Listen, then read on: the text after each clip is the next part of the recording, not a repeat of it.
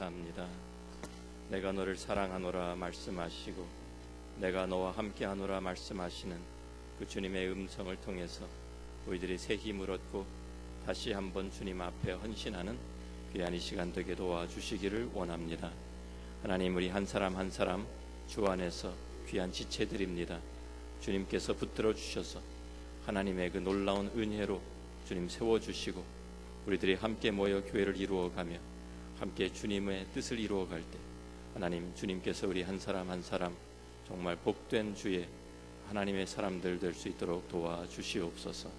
이 시간도 주의 성령께서 저희와 함께 하시며 우리의 마음을 열어주시고 우리의 눈을 열어주셔서 하나님 말씀에 있는 기이한 것들을 보게 하여 주옵소서. 감사합니다. 예수님 귀하신 이름으로 기도합니다. 아멘. 오늘 베델 성경 공부 5번째, 세례에 대한 이해가 필요합니다라는 말씀을 함께 나눕니다. 우리가 신약 성경을 통해서요, 주님께서 우리에게 주신, 교회에 주신 두 가지 성례 정하신 것을 우리가 찾아볼 수 있는데요. 그것이 무엇이냐면 세례와 성찬이죠. 세례와 성찬. 오늘은 세례에 대해서 먼저 우리 공부를 하겠습니다. 우리가 그래서 이 세례라는 것을 우리가 어떤 많은 여러 가지 세례에 대한 그 이해의 차이가 있기 때문에 우리가 좀 공부할 필요가 있습니다. 우리가 잘 아는 마태복음 28장 우리 19절 말씀 보면 그 대사명 가운데 그러므로 너희는 가서 모든 민족으로 제자를 삼아 아버지와 아들과 성령의 이름으로 세례를 베풀고라는 말씀이 나오고요, 명령을 하셨는데, 그래서 교회가 바로 이제 주님의 명령에 따라서 세례를 베푸는 것은 다 인정하는데요. 그 이해, 그 세례를 이해하는 그 이해가 교파에 따라서 조금씩 차이가 납니다. 예를 들면은 우리가 로마 가톨릭 교회에서 이제 영세를 베풀죠. 세례 예식을 통해서 거기에서 주장하고 거기에서 가르치는 것은 세례를 받게 되면 세례 예식을 통해 영세를 통해서 원죄가 씻겨진다, 이렇게 믿습니다. 그리고 구원이 이루어진다, 그렇게 가르칩니다. 그래서 어린아이가 태어나면 빠른 시일 안에 이렇게 데리고 가서 이제 세례를 받게 됩니다. 그런데 그 이유가 무엇이냐면, 혹시 어린아이가 사고나 특별히 옛날에는 아이들이 태어나가지고 빨리 죽는 경우가 많잖아요. 병으로 죽고 사고가 나고 그럴 때 세례를 받기 전에 죽으면 원죄가 씻겨지기 전에 죽게 되기 때문에, 원죄가 그대로 있기 때문에 구원을 받지 못한다, 연옥으로 가게 된다, 그렇게 믿습니다. 그렇게 가르칩니다. 그래서 어른이 되어서 또 세례를 받는 경우에는 세례 요식을 통해서 원죄, 또 그때까지 지었던 모든 죄가 함께 씻겨진다, 이렇게 가르치고요, 그 세례를 통해서 중생하게 된다, 거듭나게 된다, 이렇게 가르칩니다. 그러니까 여기에서 이제 이 가톨릭에서 가르치는 것을 우리가 baptismal regeneration다, 이렇게 이제 얘기하는데요. 이제 세례를 통한 중생, 거듭남을 가르치는 것이죠.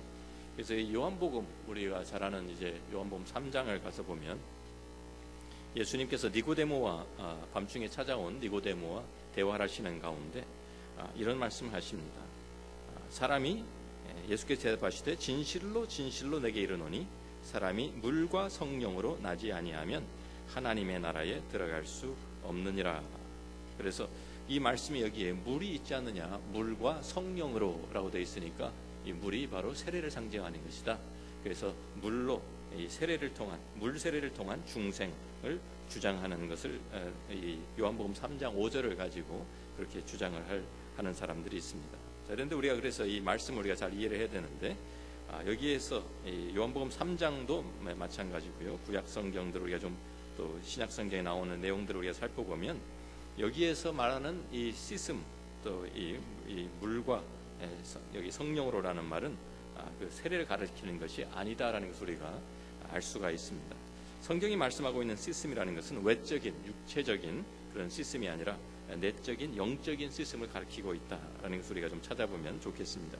먼저 우리 에스겔서 36장의 25절부터의 말씀을 보면 여기에 에스겔에 이런 말씀을 하죠. 맑은 물을 너희에게 뿌려서 너희로 정결하게 하되 곧 너희 모든 더러운 것에서와 모든 우상 숭배에서 너희를 정결하게 할 것이며 또 새 영을 너희 속에 두고 새 마음을 너희에게 주되 너희 육신에서 굳은 마음을 제거하고 부드러운 마음을 줄 것이며 또 내 영을 너희 속에 두어 너희로 내 율례를 행하게 하리니 너희가 내 규례를 지켜 행할지라. 하나님께서 에스겔 선지자를 통해 가지고 정말 이제 이 이스라엘 민족들이 다시 하나님께 돌아오게 되는, 그래서 정결하게 되는 그것을 여기에 말씀해 주고 계십니다. 그런데 여기에 맑은 물을 뿌린다라는 것은 어떻게 우리가 이해되느냐? 맑은 물을 뿌려서 외적으로 이런 세례와 같이 그렇게 뿌려가지고 우리가 정결하게 되는 것이냐, 모든 더러운 우상 숭배에서 정결하게 되는 것이냐, 그건 말이 아니죠. 우리 여기에 이제 패럴럴리즘, 신문학에서 사용하는 패럴럴리즘이라는 대구법이라고 이제 문법에서 얘기하죠. 그것을 보면은요, 이 패럴럴리즘이라는 똑같은 내용을 그 다음 구절에서 다시 표현하는, 다른 방법을 표현하는 것을 우리가 패럴럴리즘이다, 대구법이다, 이렇게 이야기합니다. 그래서 우리가 25절과 26절 또 이렇게 27절 비교해 보면 여기에 지금 에스겔이 말하는 것은 겉으로 외적으로 어떤 물을 뿌려가지고 우리를 정결하게 하는 그런 예식을 얘기하는 것이 아니라 우리 안에 내적인 변화를 이야기하고 있는 거예요. 그래서 새 영을 너희 속에 둔다, 새 마음을 너희에게 준다, 너희 육신에서 굳은 마음을 제거하고 부드러운 마음을 준다, 내 영을 너희 속에 둔다. 이런 말씀을 보면 우리 내적 안에서 일어나는 변화를 맑은 물을 뿌린다라는 이러한 표현을 한 것으로 우리가 외적인 시스템이 아니라 내적인 변화를 표현하는 것을 우리가 바로 알 수가 있습니다. 또 그래서 이 요한복음 지금 3장 5절에 나오는 내용도 바로 이 에스겔서 36장에 나오는 성령을 우리가 성령을 통한 거듭남을 이야기하는 것이지, 우리가 물로 뿌려가지고 어떠한 세례를 통한 우리 거듭남을 중생이 아니다라는 것을 우리가 알 수가 있죠. 계속해서 우리가 요한복음 우리가 13장 말씀을 보면은요, 요한복음 13장에 예수님께 제자들의 발을 씻기는 장면이 나옵니다. 그 예식을 하시면서 거기에서 그 예식의 그 의미를 설명을 이제 하시죠. 그러면서 이제 베드로에게 왔는데 베드로가 주님은 제 발을 절대 못 씻기십니다. 그러니까 이제 거부합니다. 그러니까 예수님께서 내가 너를 씻기지 않냐면 너와 나와 상관이 없다. 그러니까 그때에서야 그러면은 제 발만 아니라 모든 내 온몸도 다 씻겨 주옵소서. 머리도 씻겨 주시고 다 씻겨 달라고 그러니까 예수님께서 하시는 말씀이 이미 목욕한 자는 발밖에 씻을 필요가 없느니라. 온몸이 깨끗하니라 너희가 깨끗하나 다는 아니니라 그랬어요. 그래서 그 깨끗하다는 말을 이제 이해를 할 수 이제 이해되는데요. 이는 자기를 팔자가 누구인지 아심이라. 그러므로 다는 깨끗하지 아니하다 하셨다. 여기에 기록이 되어 있죠. 여기에서 너희가 깨끗하다라는 말은 밖으로 우리가 다 몸을 씻었기 때문에 깨끗하다는 말이 아니죠. 이 말씀은 영적인 말씀을 하는, 영적인 상태를 지금 지적하고 계시는 것입니다. 영적인 상태가 너희가 다 지금 영적으로 깨끗하다. 그런데 다는 아니다. 왜 그렇게 말씀하셨어요? 가롯 유다 때문에. 가롯 유다는 영적인 상태가 지금 예수님을 팔려고 하는 이 사탄의 거기에 지금 넘어가 있기 때문에 예수님께서 그렇게 말씀하신 것이죠. 그러니까 여기에서도 이 주님께서 지금 말씀하시는 거 보면 항상 내적인 이 상태, 영적인 상태를 말씀하시는 것이다. 우리가 알 수가 있고요. 또 요한복음 15장에 가서 보면 우리가 포도나무와 가지의 비유를 말씀하시면서 가지치기를 하시는 이야기를 하시죠. 깨끗하게 너희는 내가 일러준 말로 이미 깨끗하여졌으니 그랬어요. 그러니까 우리를 깨끗하게, 영적인 깨끗함, 우리 안에 내적인 변화를 일으키는 것이 무엇인지를 우리에게 말씀해 주죠. 우리 깨끗하게 하는 것은 바로 내가 너에게 일러준 말이다, 내가 너에게 일러준 말씀이다 라고 우리에게 가르쳐 줍니다. 역시 영적인 그 내적인 변화를 우리에게 말씀해 주고 있는 것이고요. 에베소서 5장 26절 말씀도 우리가 보면 거기에 우리가 잘 아는 말씀이죠. 아내와 남편, 또 거기에 그 그리스도와 교회에 대해서 우리에게 말씀해 주시면서 이는 곧 물로 씻어 말씀으로 깨끗하게 하사 거룩하게 하시고, 주님께서 교회를 깨끗하게 하셨는데 어떻게 하셨는지, 물로 씻어라는 말씀이 그것이 그냥 세례를 통한 그런 밖으로 겉으로 외적인 예식을 통해서 아니라 말씀으로 깨끗하게 하신 것이다. 물이 바로 말씀을, 우리 안에 영적인 그 깨끗함을 우리에게 이루게 하신 것이 바로 하나님의 말씀이다라고, 그것을 물로 씻었다라고 표현하고 있는 것입니다. 자, 그러니까 우리가 지금 계속 여기 신약 성경에서 반복해서 보는 것이 우리의 내적인 변화, 영적인 그러한 변화를 내적인 시스템을 말씀하고 있다라고 우리가 알 수 있고요. 또 디도서 3장 5절 말씀도 우리가 보면은요. 거기에서도 이렇게 이제 사도 바울이 이렇게 얘기하죠. 우리를 구원하시되 우리가 행한 바 의로운 행위로 말미암지 아니하고 겉으로 드러난 어떠한 행위가 아니라 오직 그의 긍휼하심을 따라 중생의 시스템과, 근데 그 중생의 시스템이 뭔지 바로 설명해 주고 있어요. 성령의 새롭게 하심으로 하셨나니.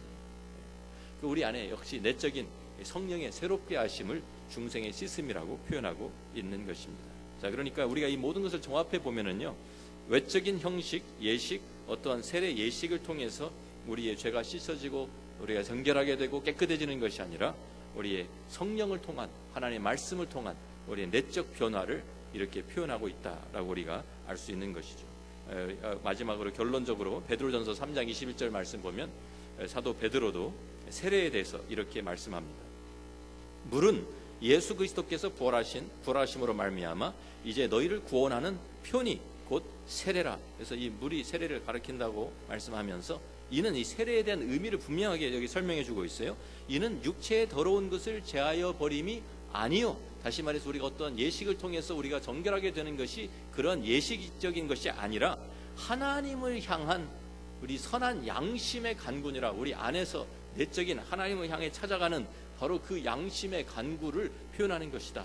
세례의 진정한 의미는 우리 안에 내적인 하나님을 향한 우리의 내적인 주님을 향해서 나아가는 그것이지, 우리가 절대로 이 밖으로 우리가 외적인 예식을 통해서 우리 정결의 더러운 것을 제해버리는, 씻어버리는 그런 예식이 아니다라고 우리에게 분명히 말씀해주고 있습니다.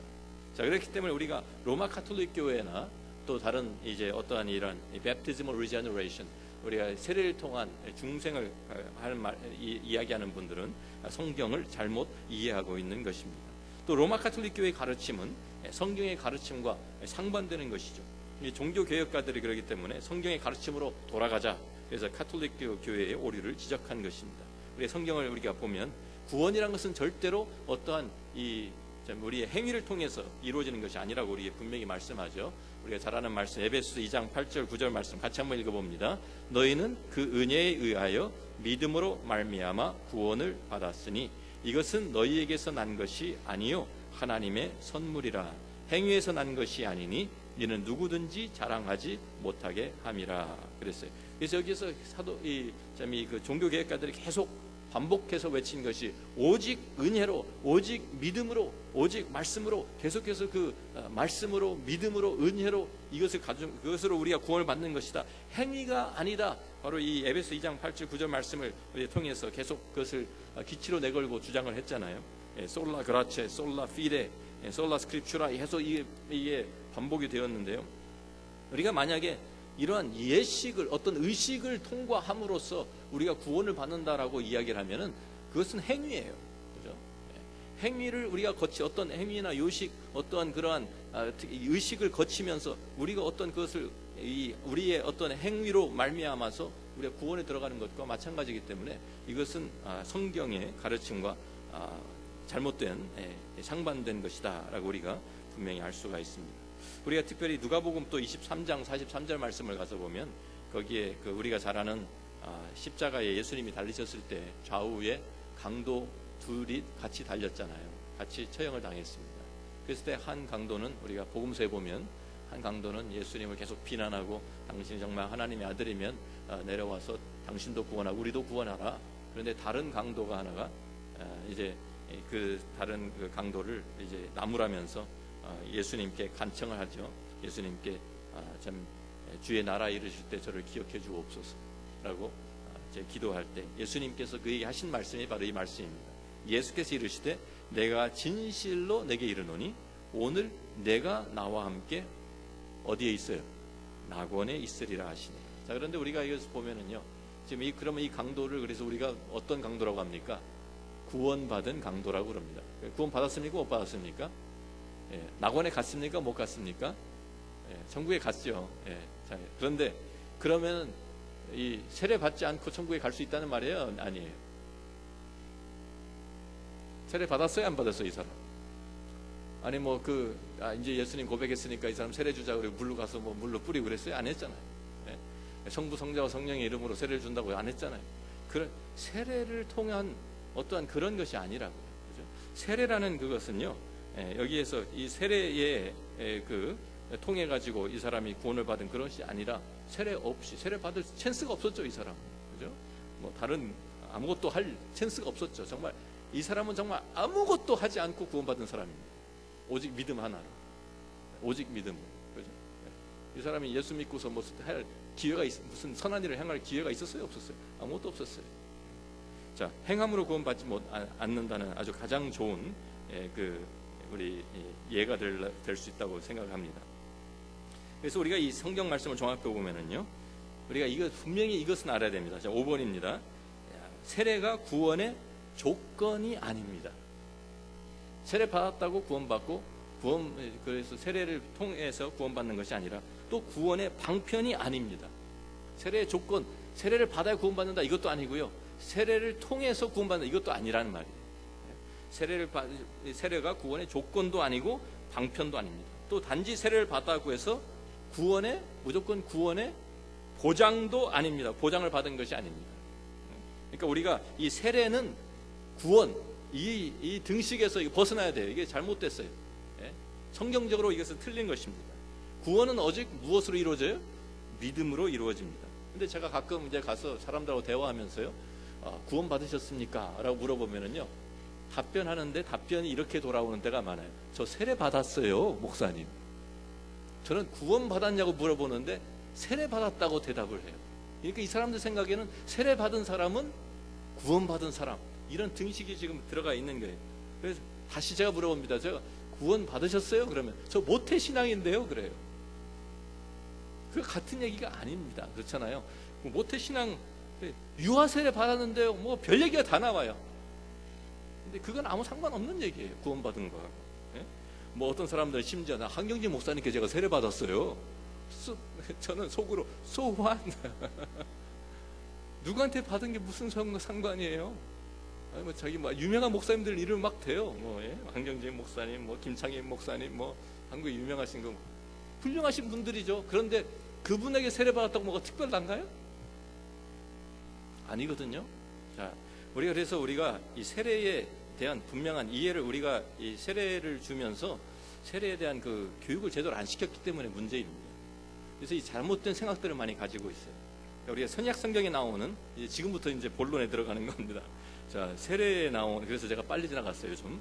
세례에 나오는 세례의 그 의미, 성경에 나오는 세례의 의미. 로마서 6장 3절부터 11절 말씀 우리가 한번 찾아봅니다. 자, 여기에 잘 보시면은 이게 너무 길어가지고 제가 둘로 잘라가지고 6장 3절부터 5절, 그 다음에 또 9절까지만 저희가 기록을 해놨는데요.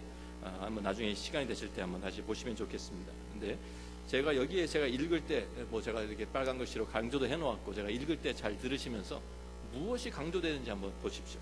무릇 그리스도 예수와 합하여 세례를 받은 우리는 그의 죽으심과 합하여 세례를 받은 줄을 알지 못하느냐. 그러므로 우리가 그의 죽으심과 합하여 세례를 받음으로 그와 함께 장사되었나니 이는 아버지의 영광으로 말미암아 그리스도를 죽은 자 가운데 살리심과 같이 우리로 또한 새 생명 가운데서 행하게 하려 함이라. 만일 우리가 그의 죽으심과 같은 모양으로 연합한 자가 되었으면 또한 그의 부활과 같은 모양으로 연합한 자도 되리라.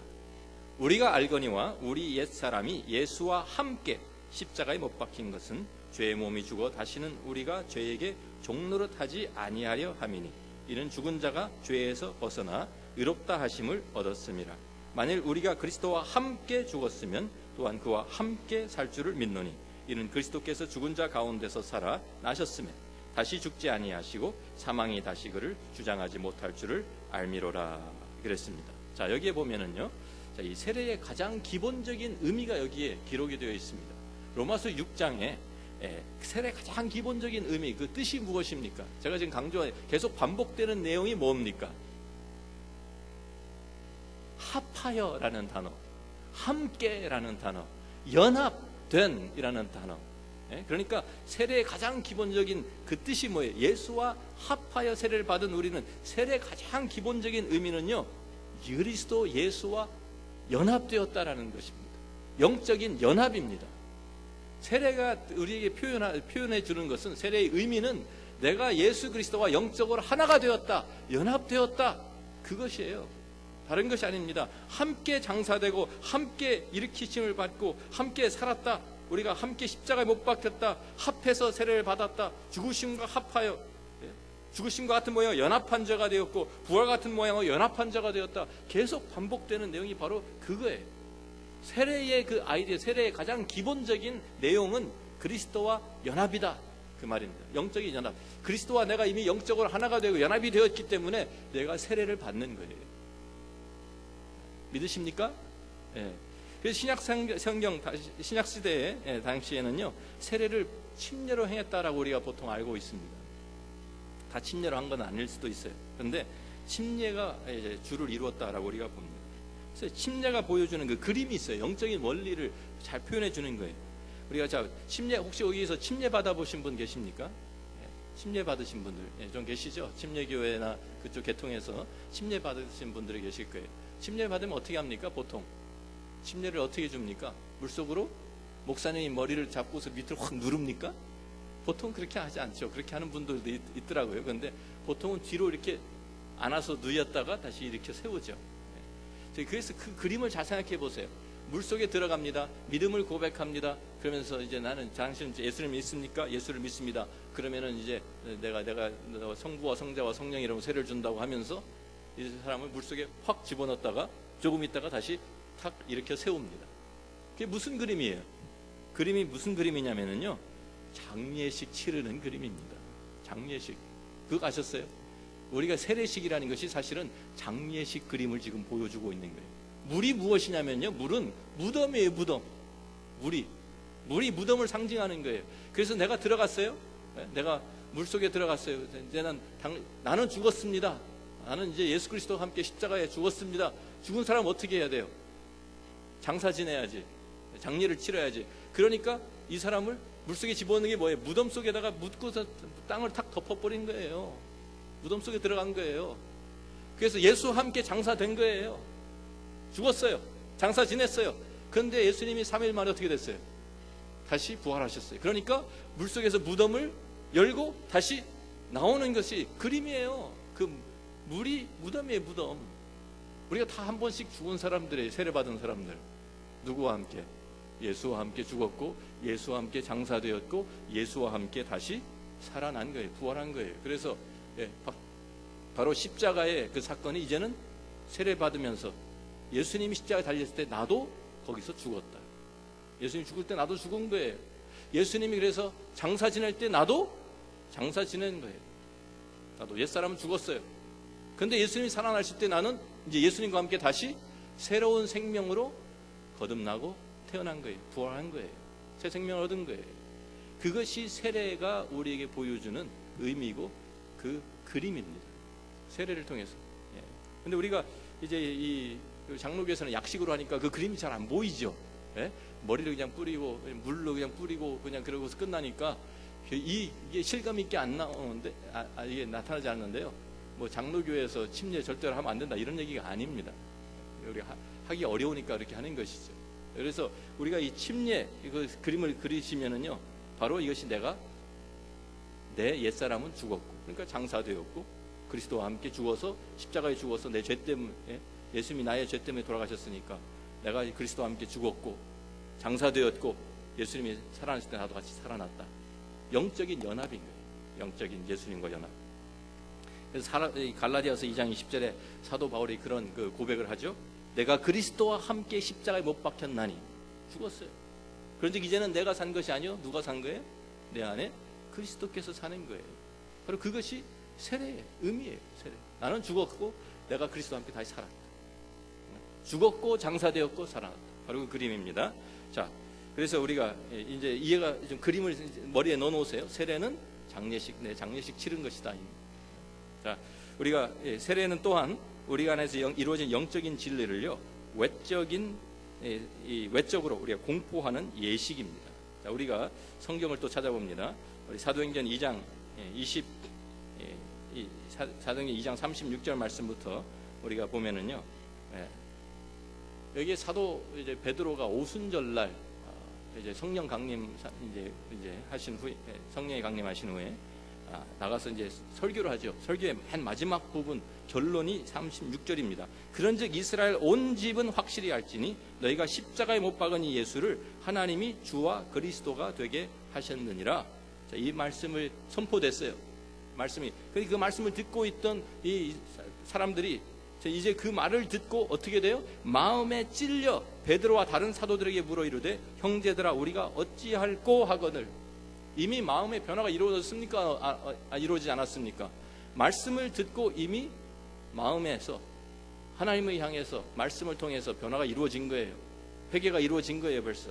그러면서 우리가 어찌할꼬 하니까 베드로가 대답하는 말씀이 너희가 회개하여 각각 예수 그리스도의 이름으로 세례를 받고 죄사함을 받으라. 세례를 통해서 우리가 죄사함을 받으라는 것이 아니라 우리가 예수 그리스도의 이름으로 세례를 받는 것이 벌써 우리 안에 이루어진 회개, 영적인 그 회개, 우리 말씀을 듣고 회개한 그것이 세례로 표현되는 것입니다. 공포하는 것입니다.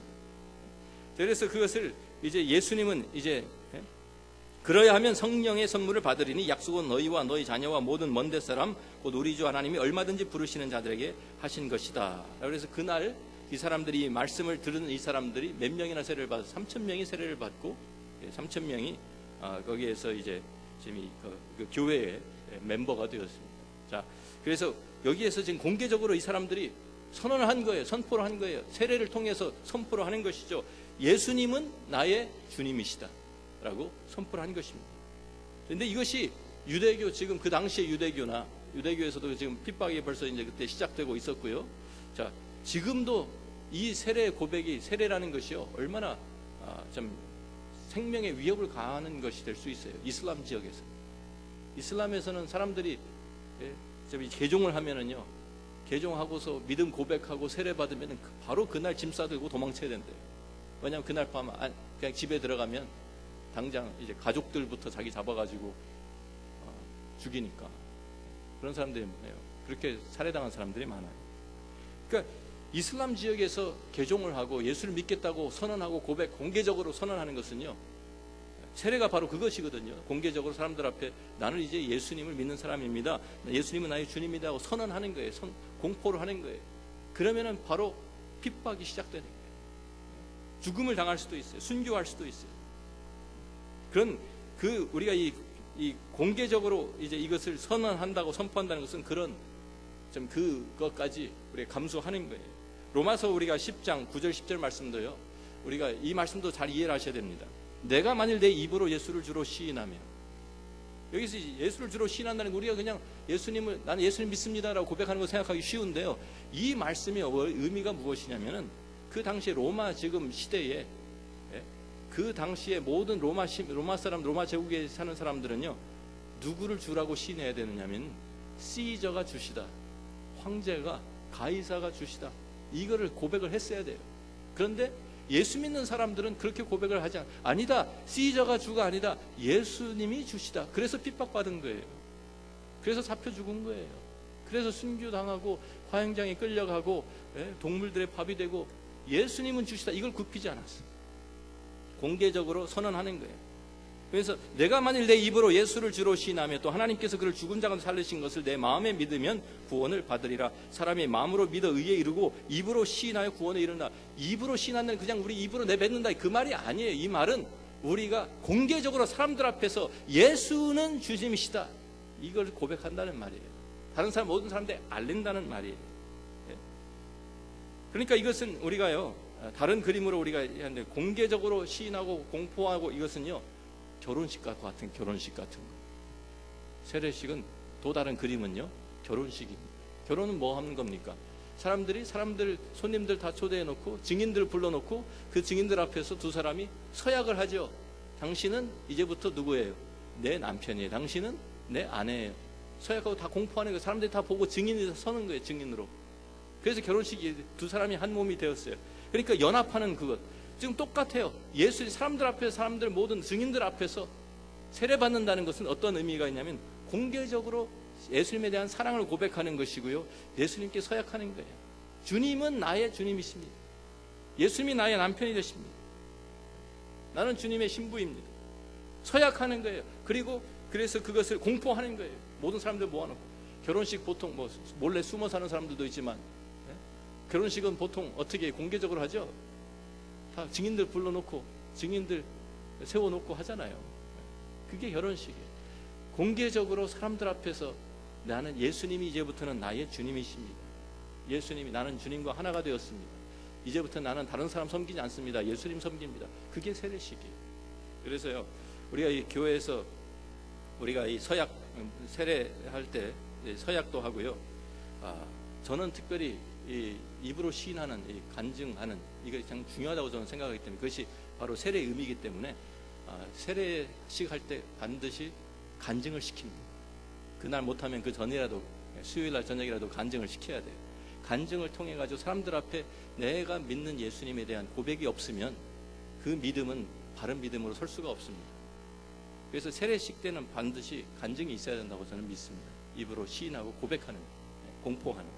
그래서 참 어떤 분들은 간증을 시키니까 나 세례 못 받겠다 그러는데 의미를 이해하시면은요, 그게 왜 필요한지를 이해를 하셔야 돼요. 여기에서 믿는 사람들 앞에서, 교회 앞에서도 나는 예수님이 나의 주님이십니다, 이거 고백 못하면 세상에 나가서 어떻게 고백을 합니까? 세상에서 어떻게 나가서 내가 예수님 믿는 사람이라고 어떻게 드러내고 살 거예요? 안 되거든요. 자, 그래서 우리가 장례식 그림 가졌고요, 또 결혼식 그림, 두 가지가 이제 여러분들 그림으로 가지고 계시면 좋겠습니다. 세례화에서. 자, 세례와 연관된 또 다른 논쟁이 있습니다. 그것은 세례의 방법과 유아 세례에 관한 그러한 이제 그 차이가 있는 것이죠. 개신교 안에서 특별히 이제 침례교단과 다른 교단들의 견해의 차이가 있습니다. 어떤 침례교단, 침례교회가 다 이런 건 아니에요. 근데 어떤 침례교단은 침례를 받지 않으면 세례의 효력이 없다, 그렇게 가르치는 분들이 있어요.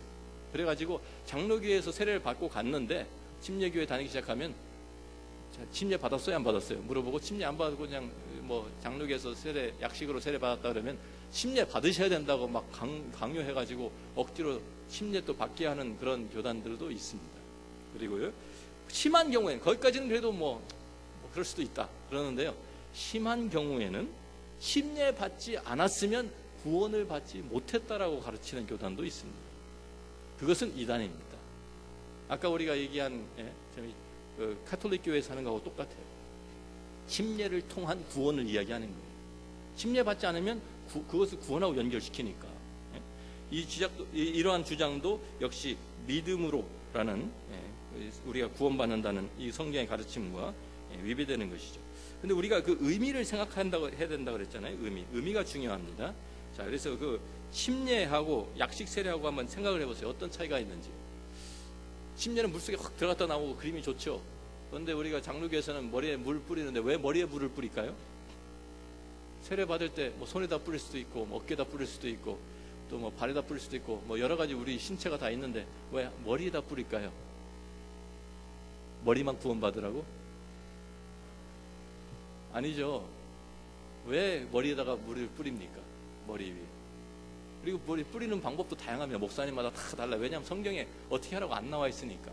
제가 보니까 어떤 목사님들은요, 물을 이렇게 손에다가 적셔가지고 이렇게 아주 가볍게 뿌려주는 사람이 있고, 어떤 분들은 손으로 대는 것도 뭐 좀 이상한지 이 꽃을 적셔가지고 장미꽃 가지고 이렇게 해서 해주는 분도 있고, 뭐 아까 그림에 본 것처럼 이렇게 뭐 금그릇에다가 해가지고 물을 이렇게 붓는 사람도 있고, 저는 개인적으로는 그래도 물을 좀 느껴야 된다라고 생각하기 때문에 물을 이렇게 제 손에다 이렇게 가득 떠가지고 이렇게 확 엎어버립니다. 그래서 물이 좀 흐르게, 좀 느끼라고, 물 기운을 좀 느끼라고.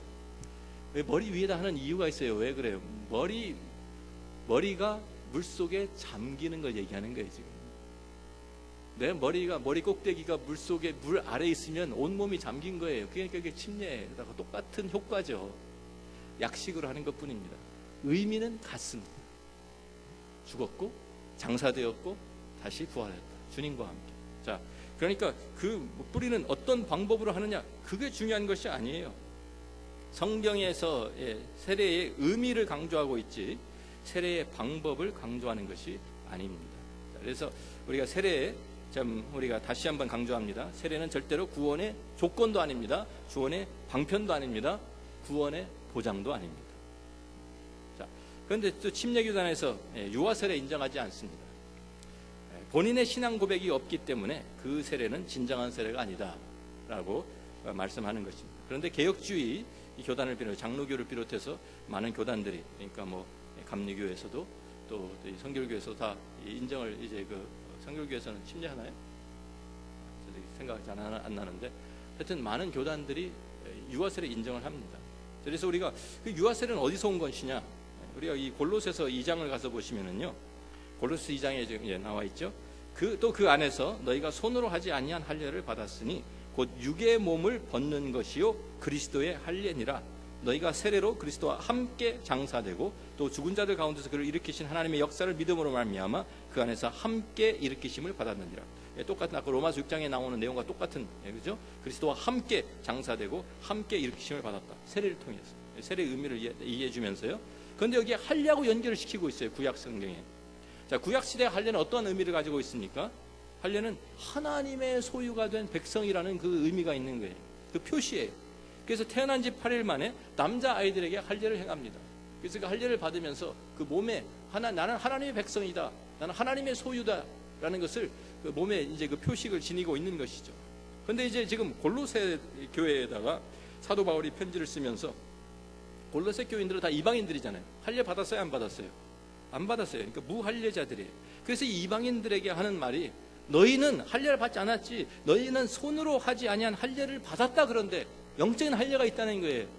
손으로 한 몸에 가지고 있는 그런 어떤 표시가 아니라 육의 몸을 벗는 것, 바로 그리스도의 영적인 할례라고, 그리스도의 할례라고 여기에 표현하고 있습니다. 그것이 무엇이냐? 바로 그 다음에 12절에 세례로 그리스도와 함께 장사되고 함께 일으키심을 받은 바로 이 세례가 영적인 할례다라고 우리에게 말씀해주고 있는 거예요.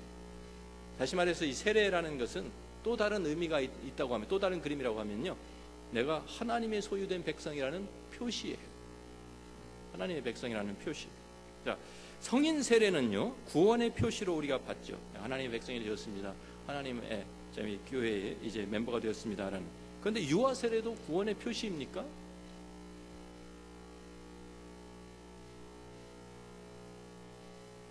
대답을 해보십시오. 유아 세례가 구원의 표시입니까, 아닙니까? 유아 세례는 구원의 표시가 아닙니다. 그건 분명히 알고 계셔야 됩니다. 근데 많은 분들이, 부모님들이 유아 세례 아이가 받았으니까 야도 구원받았다, 이렇게 생각하는 분들이 있어요. 구원의 표시가 아닙니다. 왜냐하면 거듭남의 체험이 없었어요. 그리고 공개적인 믿음의 고백이 있었어요, 없었어요? 없었어요. 누가 했습니까? 고백을 부모님이 했어요. 부모님이 대신. 어린아이가 압니까, 모릅니까? 몰라요. 자기가 고백한 거 아니에요. 믿음 고백한 거 아니에요. 부모님이 대신 서약하고 대신 고백하고, 그래서 유아세례를 받은 거예요. 여기 유아세례 받으신 분 한번 손 들어보세요. 유아세례 받으신 분 이렇게 없어요? 유아세례 받은 분, 유아세례 받았죠? 기억나세요, 안 나세요? 어떻게 알아요, 그건 유아세례 받았는지? 부모님이 얘기해 주니까 아는 거지. 넌 유아세례 받았어. 그러니까 아는 거예요. 자기가 기억도 없어요. 그때. 왜냐면 어릴 때 유아세례를 받았으니까 알 수가 없죠. 거듭남의 체험이 있었습니까, 없었습니까? 없었습니다. 믿음의 고백이 있었습니까? 본인의 믿음의 고백이 없었습니다. 자, 그런데 왜 유아세례를 줍니까? 그래서 침례교회에서 그러니까 이것은 세례가 아니다라고 주장을 하는 거예요. 세례는 믿음의 고백이 있어야 된다. 세례는 거듭남의 체험이 있어야 된다. 그래서 우리가 이것을요, 똑같은 의미로, 성인 세례와 같은 의미로 생각하면 안 됩니다. 유아 세례는 다른, 조금 전에 지금 할례, 구약 성경의 할례와 같은 그런 다른 의미로 우리가 유아 세례를 인정을 하는 것입니다. 자, 여기에서 우리가 우주적인 교회, 지역적인 교회, 지난번에 얘기했죠. 우리 첫 번째 그 개념을 가지고 한번 이해를 하시면 좋을 것 같아요. 이것이 교회의 전통이 이제 구약 성경에서부터 내려오는 것을 우리가 신약 성경에서 유아 세례로 이 전통을 이어받은 것인데요. 멤버십 얘기하는 거예요. 멤버십 얘기. 자, 그런데 성인 세례는 어떠한 것입니까? 성인 세례는 이게 지난번에 우리가 예수 그리스도의 몸, 그죠? 이것이 우주적인 교회다 얘기했죠. 그래서 여기에 진정한 구원을 받은 사람은 그리스도의 몸에 참여한 사람입니다. 우주적인 교회에 참여가 된 사람입니다. 그래서 성인 세례는요, 먼저 이 사람이 우주적 교회의 멤버인가를 확인하는 거예요. 확인하고 그래서 그가 이 사람은 거듭난 사람이다. 이 사람은 믿음의 고백이 확실하다. 이 사람은 그 거듭남의 체험이 있었다. 그러면 그 사람을 이제 우리 지역 교회의 멤버로 받아들이고 이미 우주적 교회의 멤버입니까 아닙니까? 이미 우주적 교회의 멤버가 되었습니다. 거듭남의 체험이 있었습니다. 이 사람은 구원 받은 사람입니다. 그래서 그것을 인정하면서 우리 로컬 처치, 지역 교회의 멤버로 우리가 받아들이는 예식이 세례 예식입니다. 멤버십이에요. 그런데요, 유아 세례는 이것이 순서가 뒤바뀌었어요. 순서가.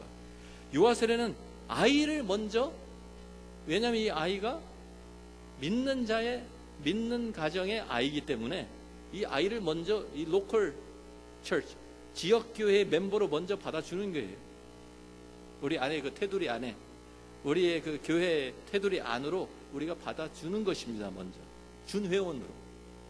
그래서 그 안에서 자랄 수 있도록. 그래서 하나님과 교회와 부모가 함께 이 아이를 믿음으로, 하나님의 말씀으로, 기도로 양육하겠습니다라고 서로 계약을 체결하는 것입니다. 그것이 유아 세례입니다.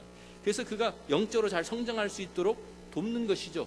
교회가 이 가족으로 이를 받아서 본인이, 그런데 그것을 끝나는 것이 아니에요.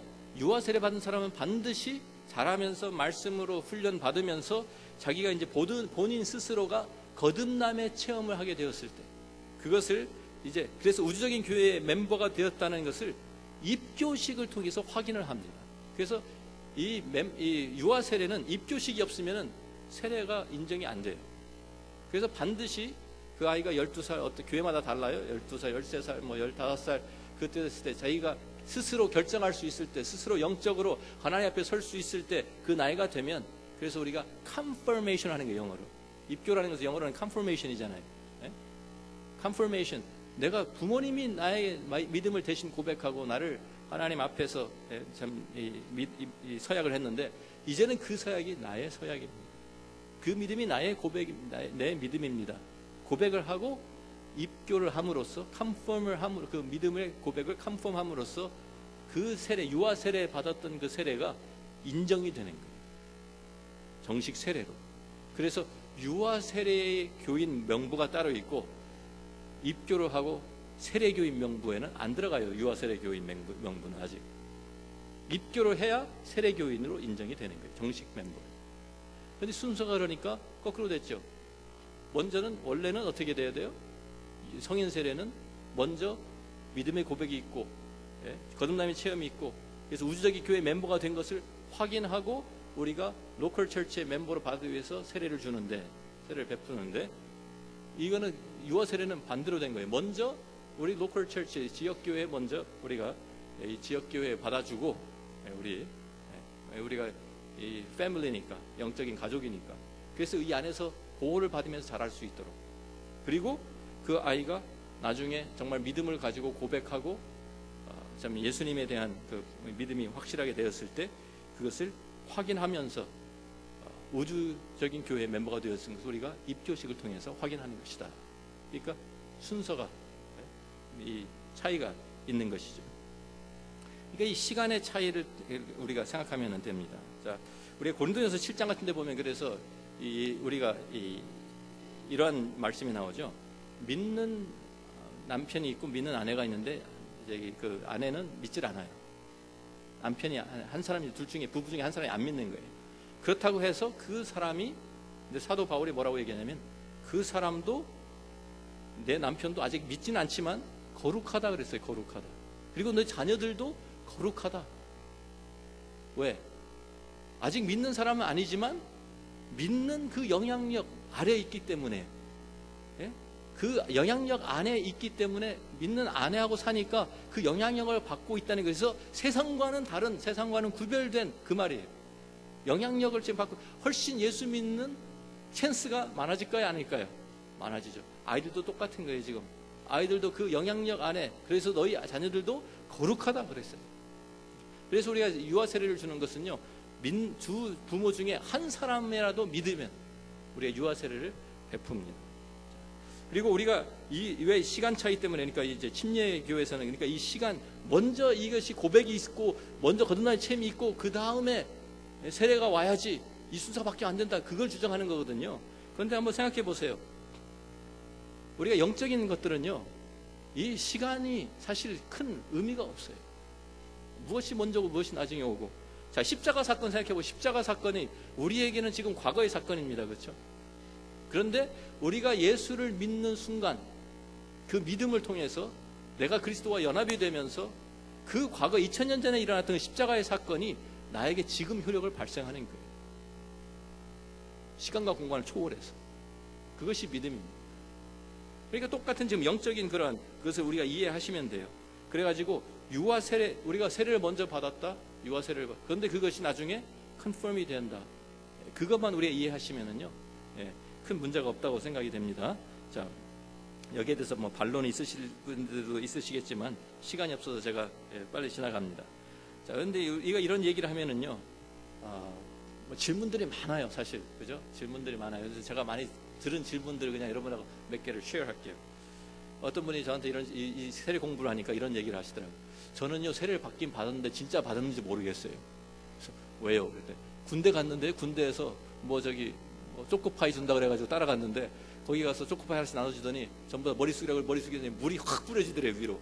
하나씩 와서 해주는 것도 아니고 그냥 한꺼번에 물이 확 뿌려져가지고, 그리고서 뭐 성부, 성자, 성령 이런 거 세례를 준다고 한 것 같은데, 그거 세례 받은 겁니까? 그렇게 세례 받아도 괜찮은 겁니까? 다시 받아야 되는 거 아닙니까? 목사님, 그래요. 그럼 제가 뭐라고 대답할까요? 다시 받을 필요가 없다 그래요. 그것도 왜? 우리가 그 세례의 의미가 중요한 거잖아요. 그죠? 내가 그 당시에 내가 잘 이해를 못하고 내가 받았다 할지라도 세례를 받았으면 지금 그리고 나중에 후에 내가 분명한 믿음을 가지고 고백이 나중에 왔다 할지라도 아까 유아세례와 똑같이 그 받은 것이 전에 내가 알지 못하고 받았지만 내가 믿을 때, 내가 바로 믿을 때, 내가 바로 이해했을 때, 내가 복음을 바로 이해했을 때 그 세례가 효력을 발생하는 거예요. 이해가 되시죠? 네. 어떤 사람도 이런 질문을 하더라고요. 제가 세례를 받긴 받았는데요, 목사님. 그 목사님이 가짜 목사래요. 안수도 안 받았는데 가짜 목사가 세례를 주는데 제가 어떻게 하다가 잘못 걸려가지고 세례를 받았다고. 저 세례 다시 받아야 되는 거 아닙니까?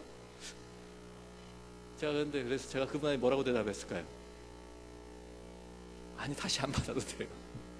그 사람이 가짜 목사였어도 그 세례가 성부, 성자와 성령의 이름으로 세례를 베푼 것이면 누가 베푸는 상관이 없어요. 아까 얘기한 것처럼 한경재 목사님이 주었든지 아니든지 뭐 상관이 없어요, 사실. 그 의미가 중요한 것이기 때문에 그것을 내가 분명한 내가 그리스도와 연합이 되었다, 영적인 사실을 내가 인정하고 그것을 믿음으로 고백하는 순간 그 세례가 나에게 효력을 발생하는 거예요. 다시 받을 필요가 없습니다. 자, 이해가 되시죠? 자, 그래서 우리가 카톨릭에서 영세 받은 분들도 우리가 삼위일체로 세례를 받기 때문에, 삼위일체의 성부와 성자와 성령의 이름으로 세례를 받기 때문에 우리가 그 사람들의 믿음만 분명한지 확인하고 다시 세례를 주지 않습니다. 침례교회 가면 다시 다르게 하죠. 그런데 우리 장로교 전통은 그렇지 않습니다. 근데 요새는 또 카톨릭 교회가 너무 가도 너무 갔다 그래가지고 이단으로 보는 사람들이 있기 때문에 이단으로 이제 본다고 하면 세례를 다시 이제 그 교단을 준다고 하겠죠. 그런데 그래서 우리가 이 세례라는 것, 그래서 꼭 안수 받은 사람 목사만이 세례를 줘야 되느냐 그런 질문할 때도 있고요. 특별한 경우에, 그죠? 분명하게 세례가 무엇인지 의미를 잘 가르치고 성경적으로 설명하고 세례를 베풀어야 됩니다. 그렇지만 꼭 목사가 해야지만 세례가 효력을 발생한다, 이것은 아닙니다. 네. 그렇다고 막 나가서 지금부터 세례 준다고 막 그러지 마세요. 이거 큰일 납니다. 자, 그래서 우리가 기억해야 되는 것이 무엇인가? 우리가 고린도전서 1장 17절 말씀 우리가 이해하면 좋겠습니다. 자, 고린도전서 1장 17절, 정말 중요한 것이 무엇이냐? 같이 한번 우리 읽으면 좋겠습니다. 그리스도께서 나를 보내심은 세례를 베풀게 하려 하심이 아니요 오직 복음을 전하게 하려 하심이로되 말의 지혜로 하지 아니함은 그리스도의 십자가가 헛되지 않게 하려 합니다. 세례를 어떻게 베푸느냐, 누가 세례를 주었느냐, 이런 논쟁은요 사실 복음의 핵심과는 상관이 없는 내용입니다. 그렇죠? 왜냐하면 구원, 세례 자체가 구원과 직접적인 세례를 받았다 안 받았다가 구원을 결정하는 것이 아니기 때문입니다. 복음의 능력, 그것이 중요한 것입니다. 우리 안에 영적인, 내적인 변화, 이것이 중요한 것입니다. 우리의 성령으로 거듭나는 것, 이것이 중요한 것입니다. 내가 세례를 어떻게 받았든지, 누구에게 받았는지, 언제 받았는지 사실 이것은 큰 문제가 되지 않습니다.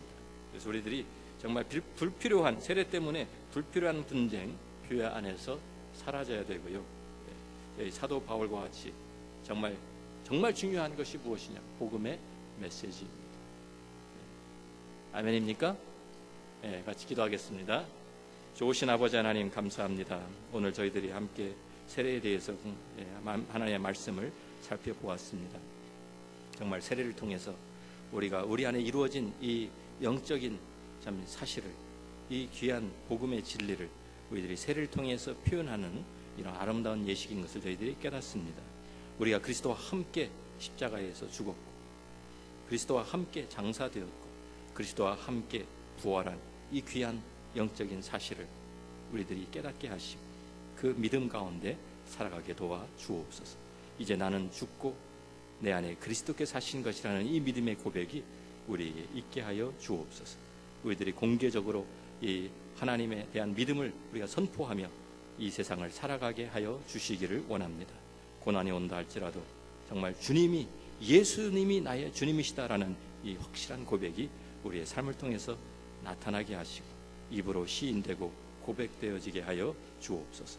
또한 우리들이 함께 교회로 모여서 정말 함께 우리들이 지체된 것을 우리들이 확인하며 주님 안에서 한 가족으로 주님을 섬기는 귀한 우리 교회가 되게 도와 주옵소서. 감사합니다. 예수님 귀하신 이름으로 기도합니다. 아멘.